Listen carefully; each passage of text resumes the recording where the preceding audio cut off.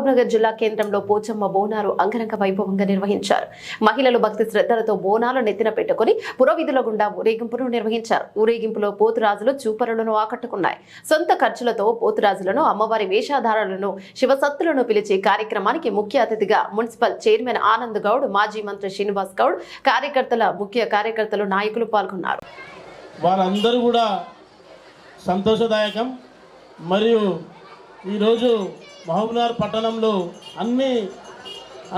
అన్ని పోచమ్మ గుడుల దగ్గర ఈరోజు ఆషాఢ బోనాలు జరుపుకోవడం చాలా సంతోషదాయకం.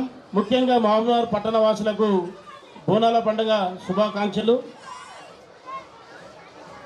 ఈ పోచమ్మ తల్లిని ఆషాఢ మాసంలో అందరూ కొలవడం దేనికంటే ఈ వర్షాకాలంలో వచ్చే అంటివాదులు ఏవి కూడా ప్రబలకుండా మమ్మల్ని చల్లగా కాపాడు తల్లి, నువ్వు గ్రామ దేవతవు, పట్టణ దేవతవు తల్లి, మా పట్టణాన్ని చల్లగా చూచి మా పట్టణంలో ఉన్న అందరినీ కూడా ప్రజలని మంచిగా కరుణించి మాకెక్కడ కూడా ఇబ్బందులు కలగకుండా, ఎలాంటి అంటువ్యాధులు ప్రబలకుండా మమ్మల్ని రక్షించు తల్లి అని కూడా మేము కోరుకుంటూ ఈరోజు ఈ కార్యక్రమానికి పెద్దలు అంజన గారు, అలాగే పెద్దలు చెన్నవీరయ్య గారు, అలాగే పెద్దలు శ్రవణ్ కుమార్ గారు, చాలామంది